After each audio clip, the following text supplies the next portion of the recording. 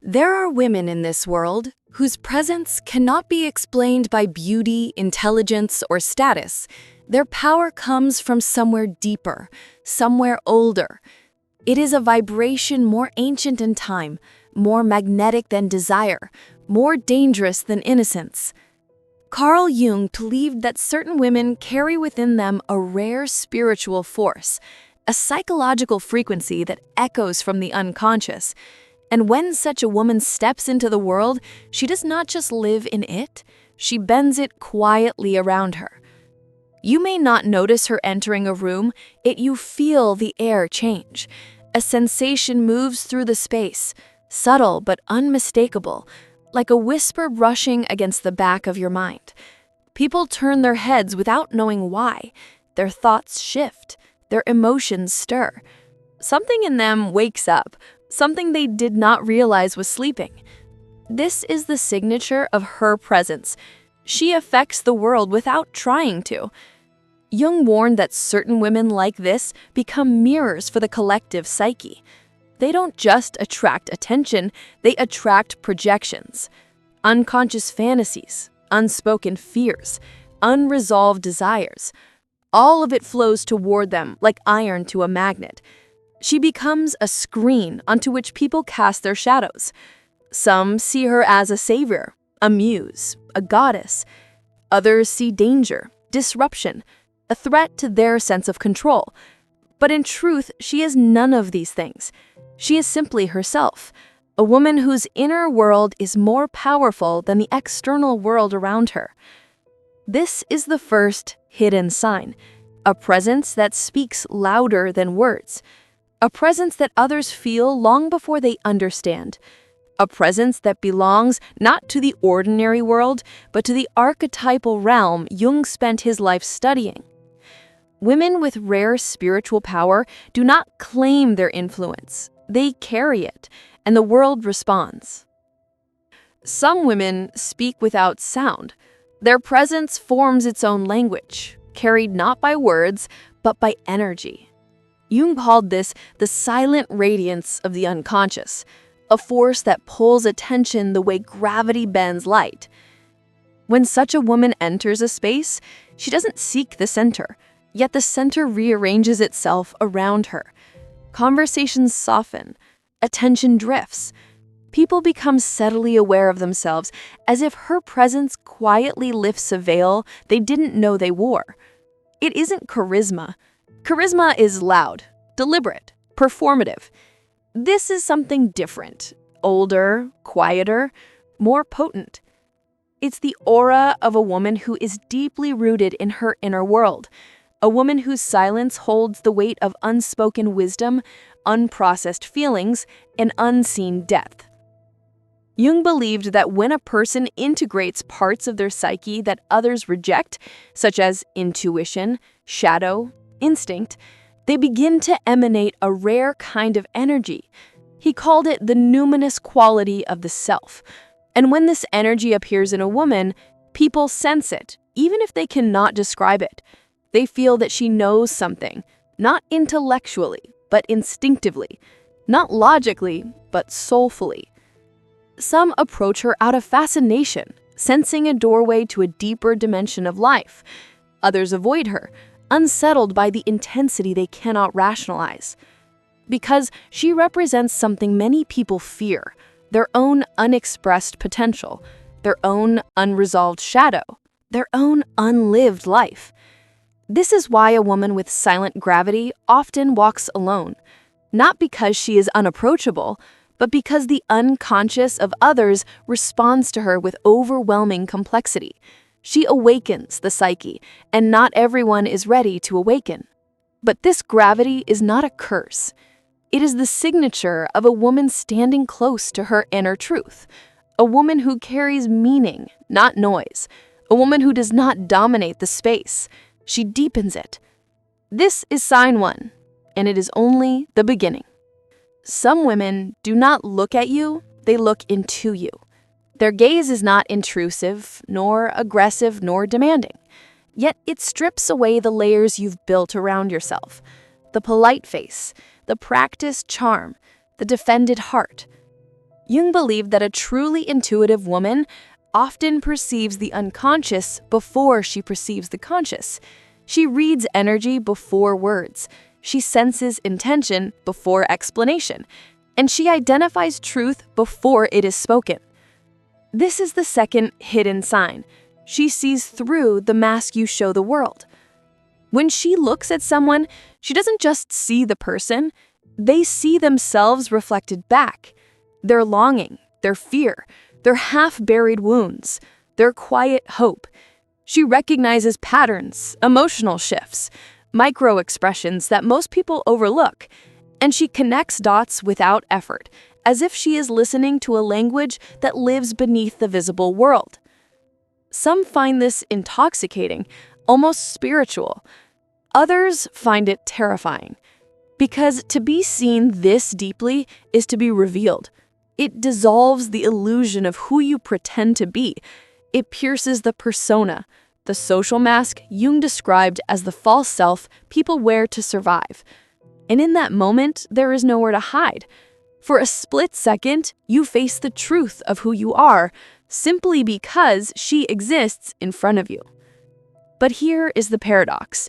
She carries no judgment. Her gaze does not come from superiority, it comes from awareness.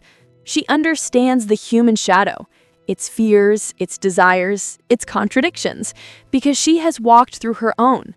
And that journey gives her a rare gift: compassion without naivety, insight without arrogance. People often confess things to her they've hidden for years. They speak truths they did not plan to share. They feel exposed yet relieved, vulnerable yet strangely safe. Because even when she sees their darkness, she does not turn away. She sees the whole psyche, the person behind the wounds, the soul beneath the defenses. This ability is powerful, but power always has a cost. And Jung warned that those who see too deeply often carry a loneliness others cannot understand. There is a strange and often heavy pattern that follows women with rare spiritual power. The wounded find them. Not because she seeks them out, and not because she plays the savior, but because something in her energy signals understanding, safety, and depth. Jung wrote that individuals who carry inner light naturally illuminate the shadows of others, and those who live with unhealed wounds are drawn to light, even if they do not understand why. This third hidden sign is one of the most emotionally demanding ones. She becomes a magnet for broken souls. People come to her with their stories, their grief, their confessions whispered through trembling voices.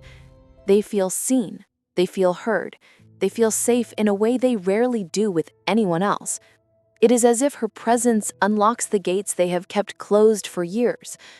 Her intuition reaches into the cracks of their cane, and her calm becomes a shelter. They sense she can hold what others cannot: complex feelings, contradictions, darkness, and light. But this is not without cost.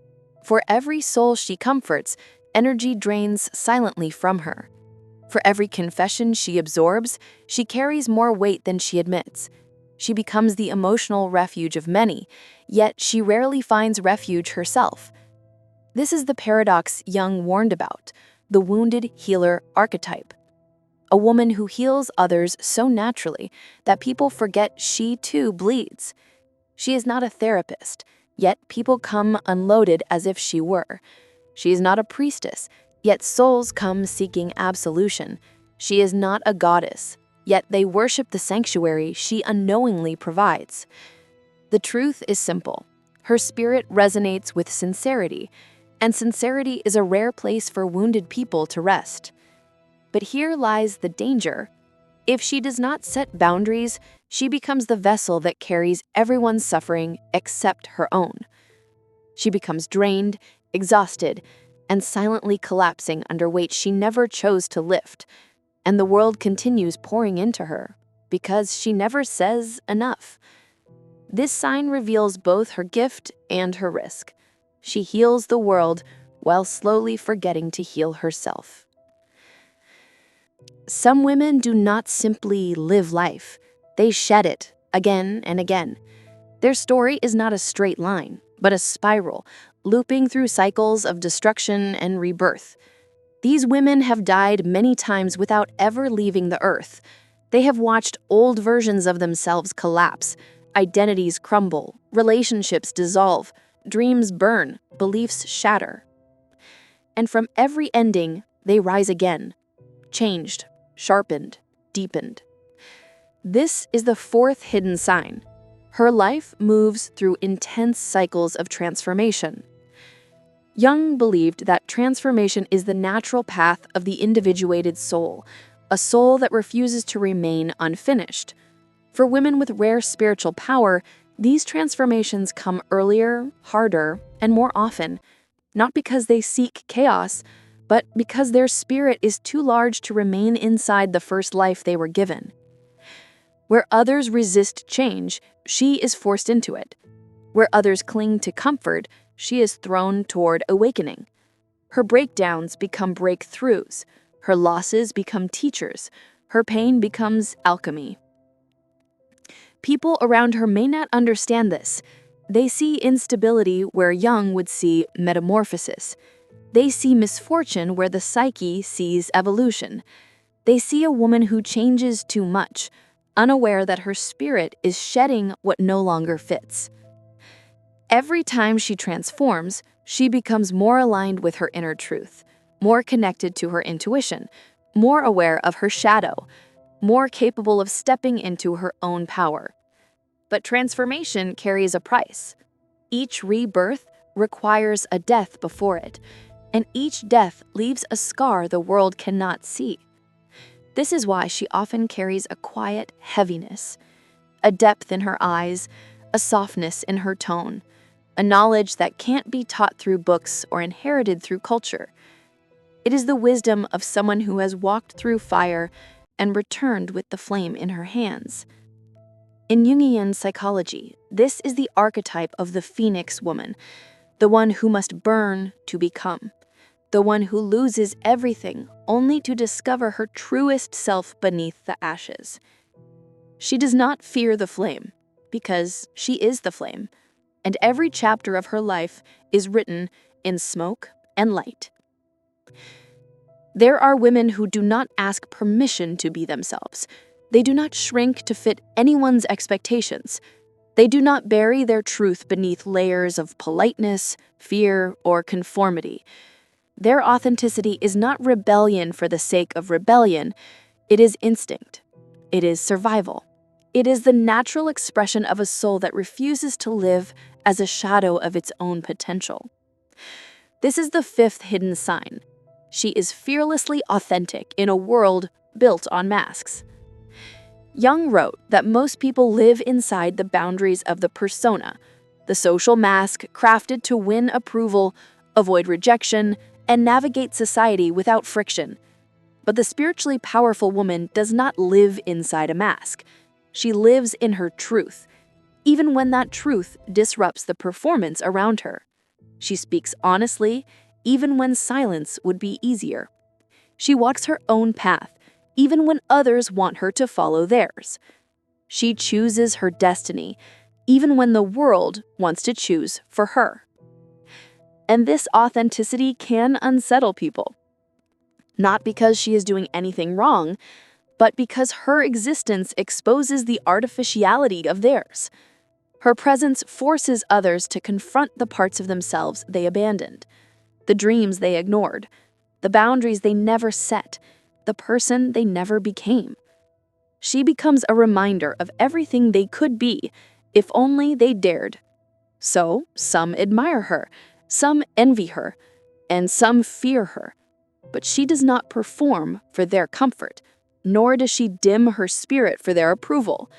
She is guided by an inner compass stronger than the pressures of the outer world, a compass carved from intuition, shadow integration, emotional depth, and hard-earned wisdom. Authenticity is her liberation, but also her burden, because the more true she becomes, the fewer people she can relate to. The more she honors her inner world, the more she outgrows superficial relationships. The more she listens to her intuition, the more she steps into territory others find unfamiliar or intimidating. This woman is not loud. She is not forceful. She simply refuses to betray herself. And in a world that worships imitation, a woman who chooses authenticity becomes a lightning strike. Rare, powerful, unforgettable.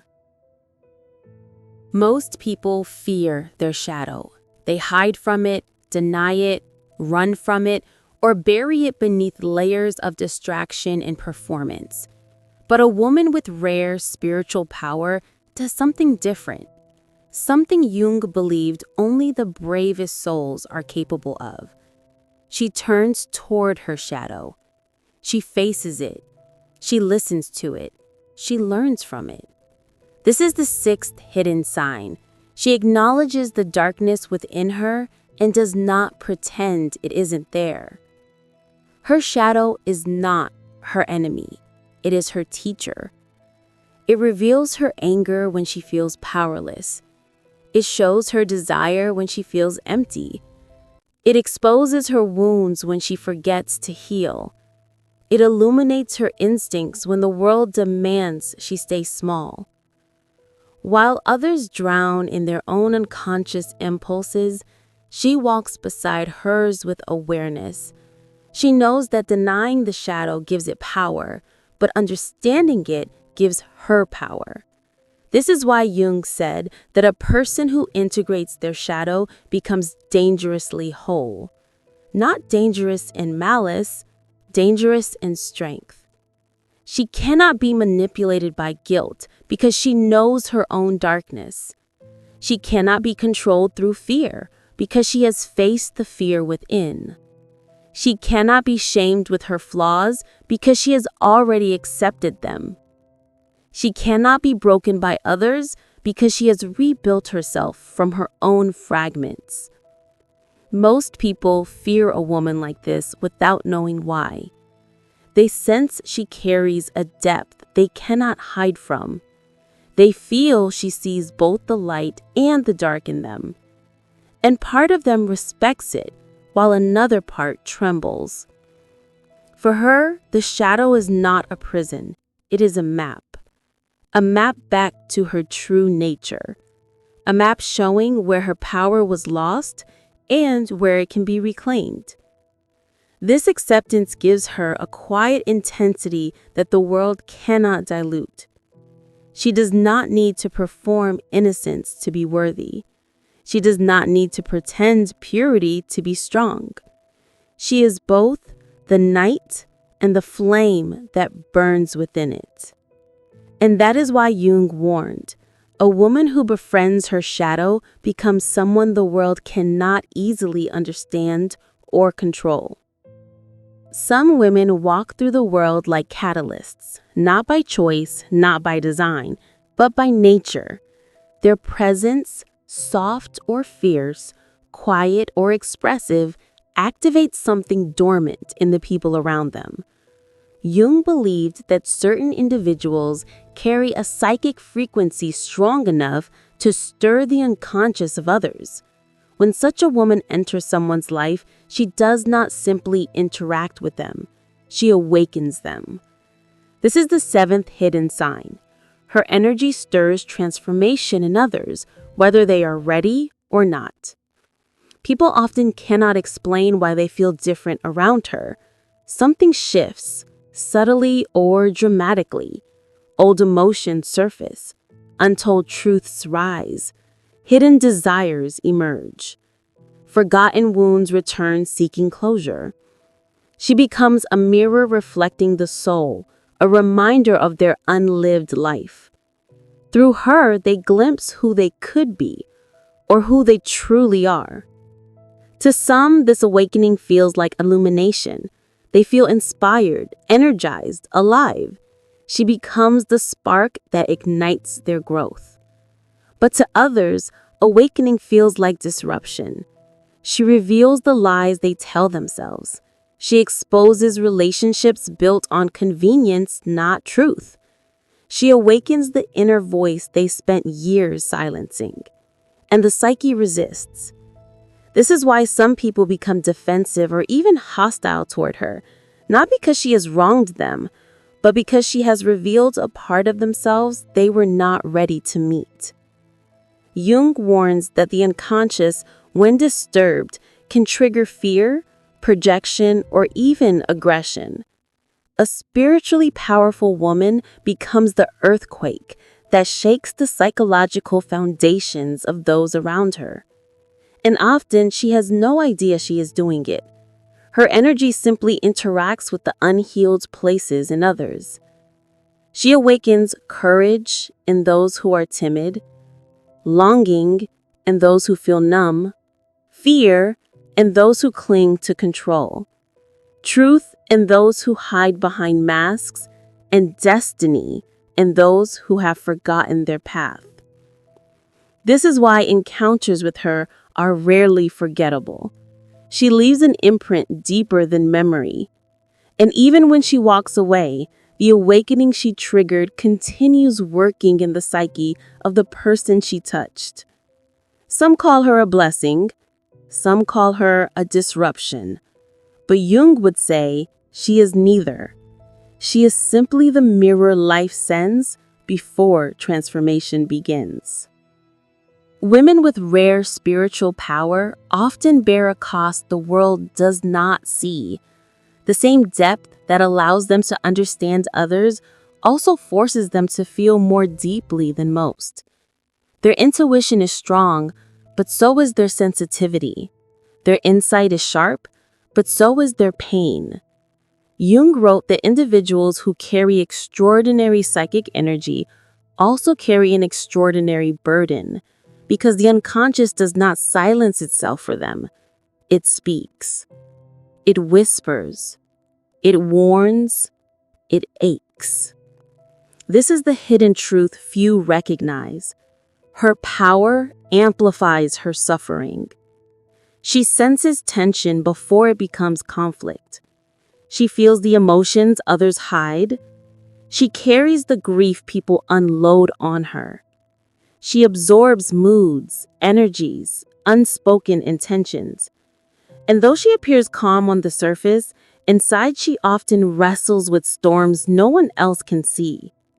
This is the paradox of the spiritually powerful woman.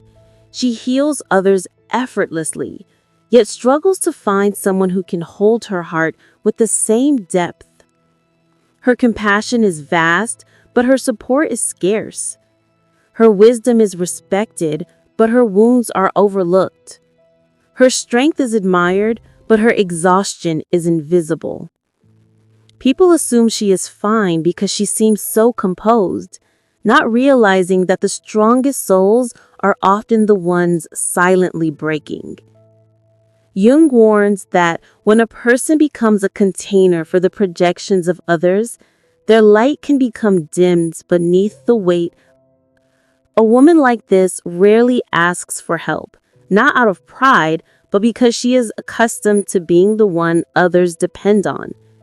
Asking feels unnatural. Rest feels unfamiliar. Vulnerability feels dangerous.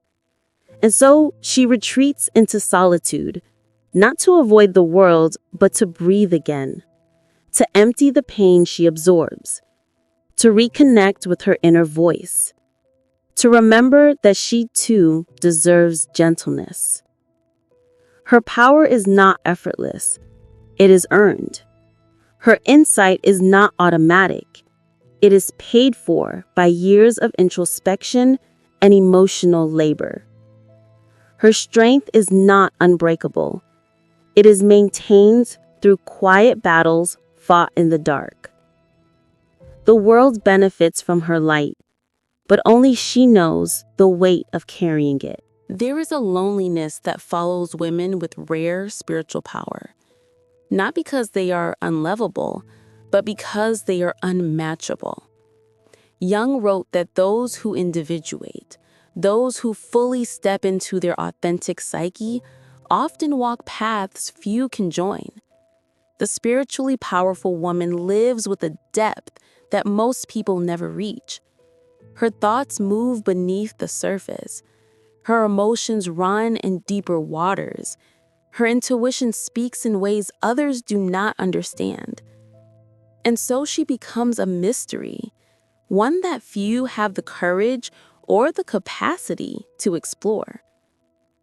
This is the silent truth of her journey. The more she grows, the fewer people can walk beside her. She speaks in the language of symbolism and energy, while others speak in the language of distraction and noise.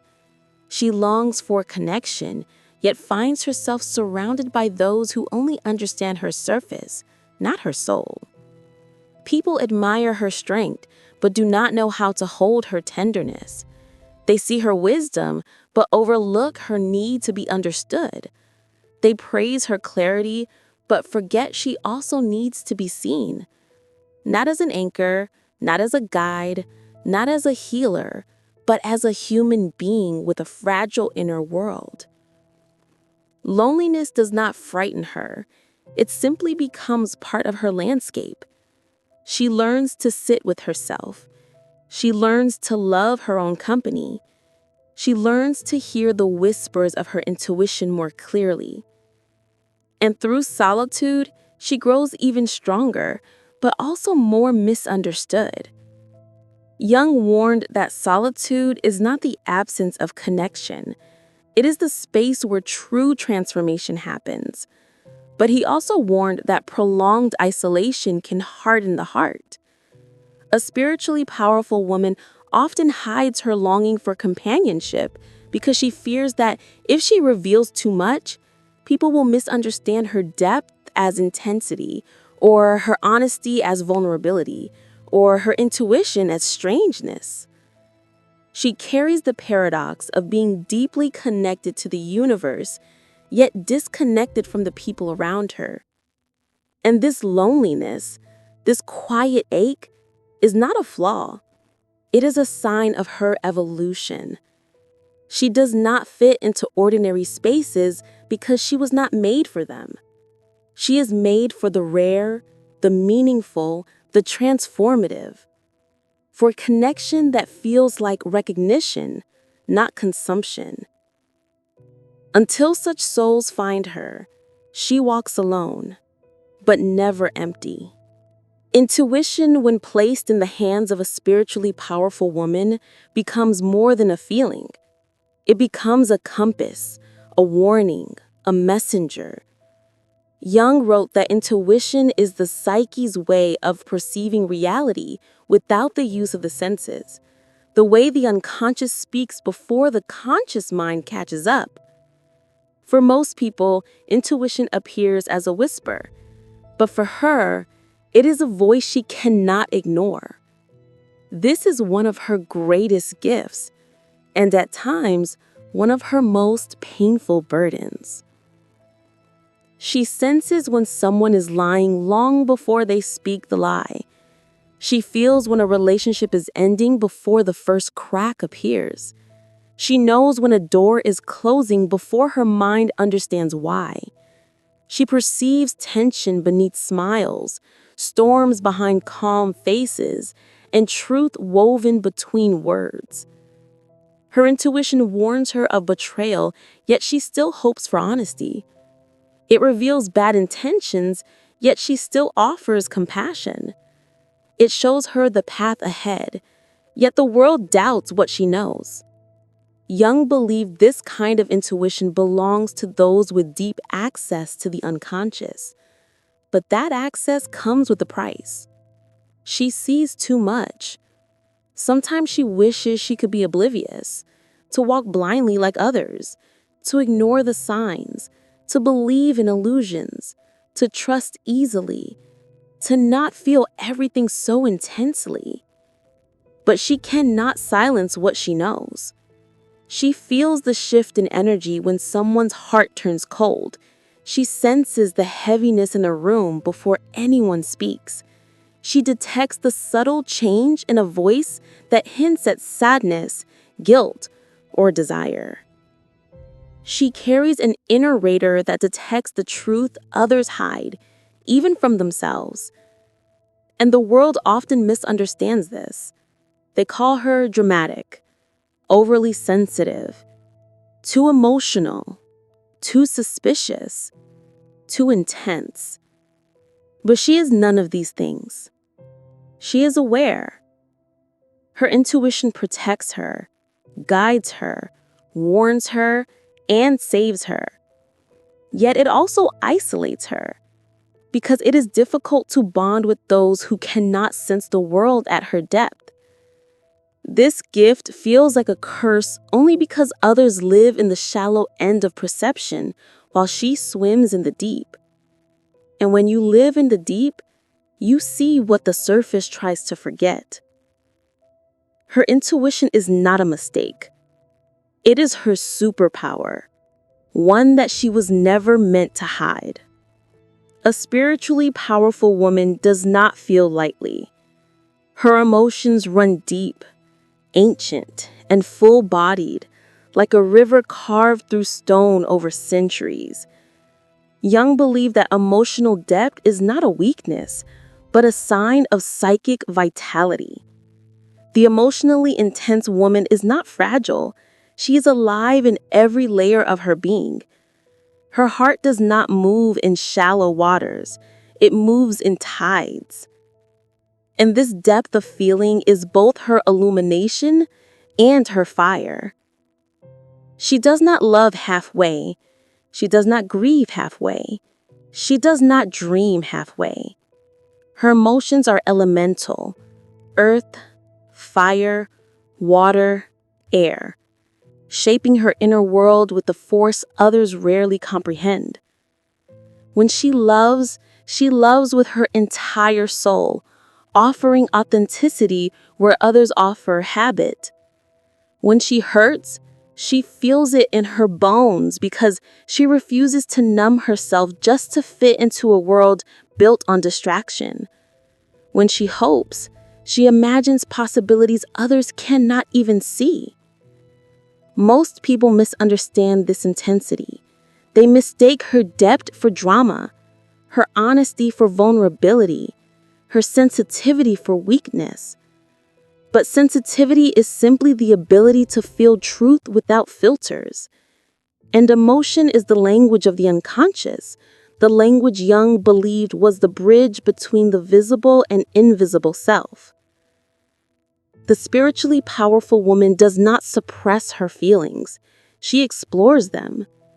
She treats each emotion as a message, a guide, a key. She knows that grief cleanses, that love expands, that anger protects, that longing reveals destiny, that fear teaches boundaries, that joy signals alignment. Her emotional world is not chaos.